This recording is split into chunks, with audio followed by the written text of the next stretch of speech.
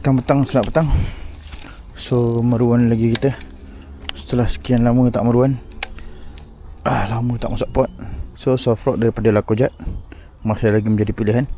Kita tengok apa ada hasil hari ni. Jom. Bismillahirrahmanirrahim. First cast of the day.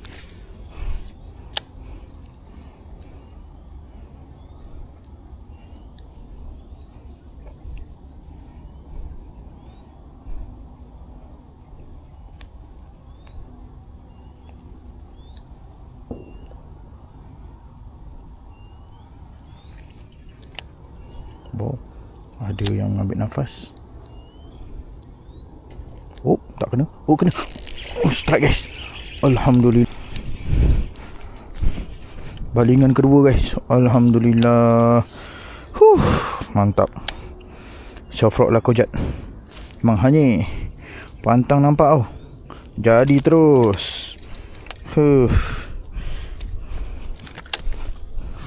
Okay, so ni dia haruan pertama kita. Balingan kedua baru sampai. Mantap. Saiz tu. Ni harus kat sini orang panggil, ini saiz rempit. Rempit beraksi. Baru garang tu. 2 kali baling je. Jadi terus. Okay, so ini soft rocknya. Soft rock Lakojat. Dah berpuluh-puluh ekor ikan, tapi masih lagi tak koyak. Memang bagus. Memang jimat. Tak payah beli brand-brand lain. Beli satu brand boleh pakai berpuluh kali. Okay, mantap. Go. Bye.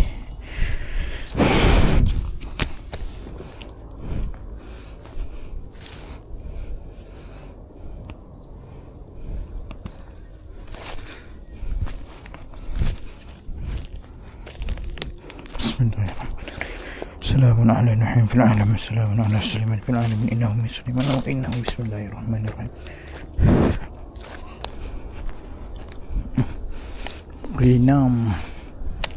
Enam no.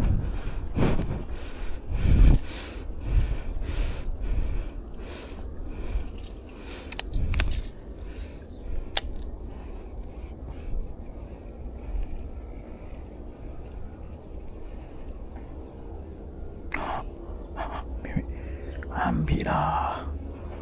Takut sangat. Pohan ni takut sangat. Kali ni saya mesti ambil ya.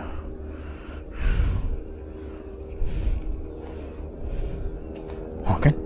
Tak kena. Kena. Sak. Alhamdulillah. Rempit lagi. Alhamdulillah rempit. Rempit yang kedua.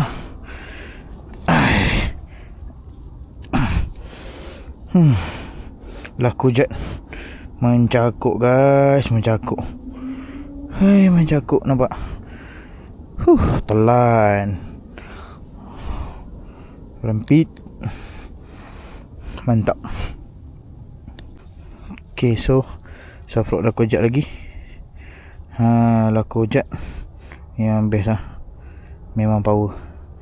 Tak koyak-koyak. Berapa lama dah konten aku korang tengok. Semua soft rock Lakojat di sini. Mana ada koyak. Steady lagi kita dia. Okay, mantap. Bye bye. Dah pergi. Terima kasih.